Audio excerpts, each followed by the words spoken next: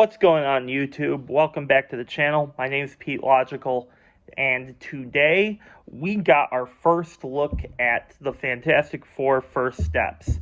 The official teaser trailer just released this morning, and I'm just gonna give you my thoughts as to what I thought about it. So as a 90s kid, I grew up with the first two Fantastic Four movies. I never really saw the one with Michael B. Jordan. I was in college when it came out, and I already had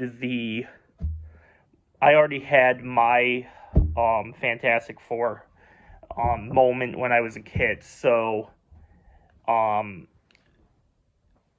were they necessarily great movies? No, but I always had some nostalgia for them, and they were fun to watch. I watched the first one not too long ago, probably like a year back or something like that. So yeah, and so I've always had love for these characters, but of course these were the one Marvel franchise where you knew they could be done so much better. So when Marvel Studios acquired them, I was excited because I got my hopes up that was like, oh damn, maybe Kevin Feige's going to do something really well with them. Finally. So, which kind of had me excited. And if you saw my first video on this channel, this was in a three-way tie with the other MCU movies for third on my top 10 most anticipated movies of the year. And this is coming out July 25th. So we got about we got about like 5 months left for it, and hey, February's upon us, and the first thing that I'm gonna cover in February is this. So, and I believe it's February 4th today. So I'm pretty sure this was planned, and good job Marvel for doing so. All right. So with that ramble out of the way, let's get started. So I'm going to start with the cast because there's a very specific topic I want to discuss with you right now, and I'm sure a bunch of people have felt the same way as I did when we first got the cast. So, as we all know, Pedro Pascal is Reed Richards. Vanessa Kirby is our Sue Storm. Joseph Quinn is Johnny Storm, and Eben Moss Bachrach, I hope I'm saying that name right, is our Ben Grimm for this. And all of them looked great. Pedro Pascal I want to discuss quickly, and I gotta be real with you. Like most of the people I talked about with over the cast of Fantastic Four, hey, I was like, hey, what do you think about the cast? And they're like, I don't know, Pedro Pascal, I'm still not completely sold. And I wasn't that sold on Pedro Pascal either at first. Seeing him in this teaser trailer won me over. And as I'm sure it would have, because Pedro Pascal is a terrific actor. He's good in basically everything I've seen him in. So I'm not surprised that he won me over. I was just in the phase where we just got John Krasinski in Doctor Strange 2, and I was thinking maybe that there was a chance he could show up as our Reed Richards. So when we learned it was going to be Pedro Pascal, I was of the mindset where it was kind of weird at first, but I'm not completely disappointed to the point where I was upset over it, and nothing like that. I was really excited that it was Pedro Pascal. I knew that there was a chance he would win me over, and he did. As for Vanessa Kirby and Joseph Quinn, they are perfect. Vanessa Kirby looks exactly like Invisible Woman, or close to it from the comics for me. And Joseph Quinn, I think, is the perfect Human Torch for this universe. And there was a lot of Human Torch, and he's always been my favorite of the four. Um, and so seeing Human Torch fly around, taking us like around the city, that was pretty cool to see. And I liked how every single one of these looked really good. The Thing finally looks like Thing. I know that there is some controversy on the internet right now over the effects used on the Thing, but if you've read a Fantastic Four comic book, he looks the most comic accurate to this. So that didn't bother me at all. And speaking of comic accuracy um and but I don't really am not bothered by it. I want to talk about the suits real quick. I like the suits. I think it fits the aesthetic that they're going for. Yeah, it's not the blue and black like we're used to, but blue and white I think looks really good for them too. And I cannot wait to see more. And the last thing I want to discuss as it relates to the characters of the movie is Galactus. Now, I'm I wasn't ready for our first look at Galactus, as I was assuming this was going to be a teaser trailer, and it was.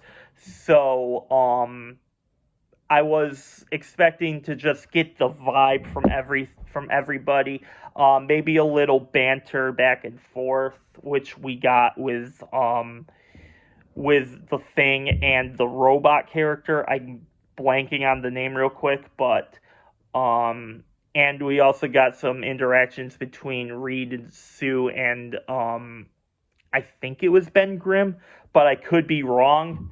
At the beginning of it. Um, so I wasn't expecting to see the main villain of this yet.